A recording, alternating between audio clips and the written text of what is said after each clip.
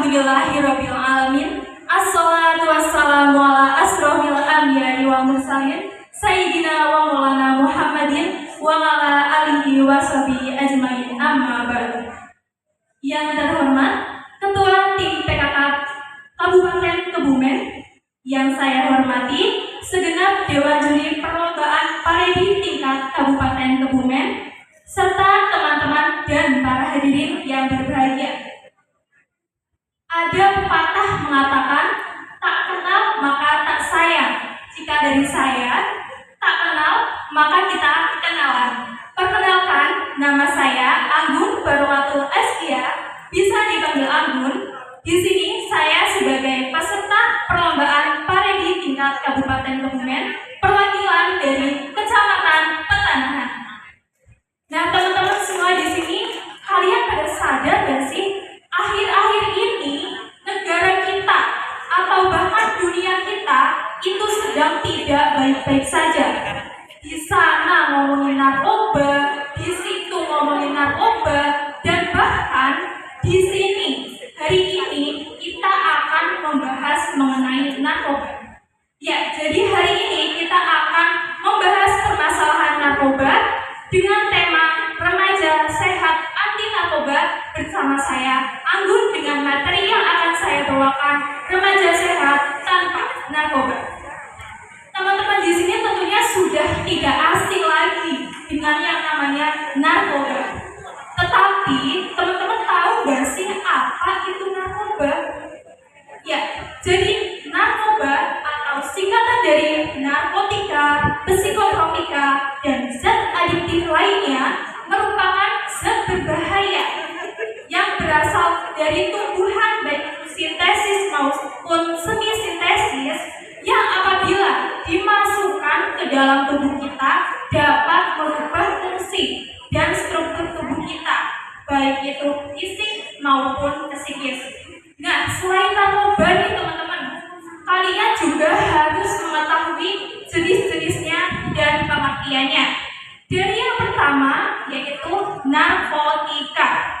Narkotika ini merupakan zat berbahaya yang berasal dari tanaman, baik itu sintesis maupun semi sintesis. Dampaknya dapat mengurangi atau mematikan rasa, bahkan menghilangkan kesadaran penggunanya. Contohnya apa aja? Ada banyak sekali contohnya, seperti ganja, nipam, valum, kemudian heroin, dan masih banyak yang lainnya. Yang kedua yaitu psikotropika. Psikotropika ini juga zat berbahaya yang berasal dari bahan alamiah. Contohnya ada ganja, nipam, valum, metafon, dan masih banyak yang lainnya.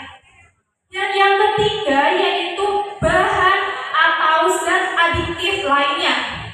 Bahan atau zat adiktif lainnya ini tidak termasuk ke dalam narkotika dan psikotropika, tetapi dampaknya justru akan membuat penggunanya menjadi kecanduan terhadap zat-zat berbahaya tersebut. Contohnya justru sering kita temui di sekitar kita. Ada alkohol, ada inhalansia, ada nikotin, dan masih banyak yang lainnya. Nah teman-teman, sebelumnya saya sudah membaca riset dari Badan Narkotika Nasional bahwa di tahun 2026 ini Indonesia sudah mencapai angka 2,11% dari penduduk Indonesia yang melakukan penyalahgunaan narkoba. Hal itu menjadikan Indonesia menempati peringkat ketiga dunia dalam kasus penyalahgunaan narkoba. Nah, maka dari itu, mudahnya mendapatkan bahan berbahaya tersebut membuat penggunanya semakin banyak.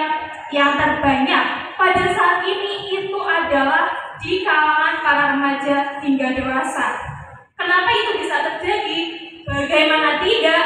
Pergaulannya, rasa penasarannya, rasa ingin coba-cobanya, dan bahkan kurangnya pengawasan dari orang tua itu menjadi alasan mereka untuk terjun langsung ke dalam penyalahgunaan narkoba. Nah, maka dari itu teman-teman, kita juga harus mengetahui efek sampingnya apa aja sih. Ada 3 efek sampingnya. Yang pertama yaitu depresan. Depresan ini akan membuat penggunanya merasa tenang, merasa damai, kantuk, dan itu akan membuat penggunanya menghilangkan percaya diri terhadap penggunanya. Yang kedua yaitu stimulan. Stimulan ini akan merangsang tubuh penggunanya dan akan meningkatkan gairah kerja penggunanya. Dan yang ketiga yaitu halusinogen. Halusinogen seperti namanya halu. Ini membuat penggunanya berhalusinasi, berhayal, seolah-olah apa yang dilihatnya itu benar-benar terjadi, padahal tidak sama sekali. Nah teman-teman, karena penggunaannya yang sering disalahgunakan, membuat narkoba memiliki dampak negatifnya. Apa saja dampak negatifnya? Yang pertama yaitu dampak fisik. Dampak fisik ini bisa dilihat secara langsung dari fisik penggunanya, seperti pupil matanya yang membesar, kemudian kulitnya menjadi kering, keriput, pucat, dan mereka akan mengalami gangguan pernafasan, gangguan pencernaan, dan bahkan penyakit bronkitis. Yang kedua yaitu dampak psikis. Dampak psikis ini terjadi langsung di dalam tubuh mereka. Mereka akan kehilangan rasa percaya diri, kinerjanya menjadi lamban, ceroboh, sulit diajak konsentrasi, dan yang dikhawatirkan mereka akan melakukan yang namanya self-harm atau tindakan menyakiti diri mereka sendiri. Dan yang ketiga yaitu dampak sosial. Dampaknya mereka akan dikucilkan oleh lingkungannya, oleh masyarakatnya, kemudian menjadi beban di keluarganya, merepotkan keluarganya, dan yang paling parah adalah pendidikannya akan terganggu. Jika sudah mengenai pendidikan, pastinya masa depannya juga akan ikut terganggu. Nah teman-teman, tadi kita sudah mengetahui dampaknya, efek sampingnya, jenis-jenisnya, pengertiannya. Sekarang bagaimana sih cara pencegahan penyalahgunaan terutama di kalangan para remaja ini? Bagaimana caranya? Ini dia caranya. Yang pertama, remaja harus selektif dalam pergaulannya. Yang kedua, mengikuti dan melakukan kegiatan-kegiatan positif. Yang ketiga, menghindari rasa penasaran ingin mencoba. Dan yang keempat, yang terakhir, yang paling penting, yaitu selalu mengingat masa depan. Itu dia cara pencegahan penyalahgunaan narkoba di kalangan para remaja ini, terutamanya apabila remaja mampu melakukan 4 hal tersebut,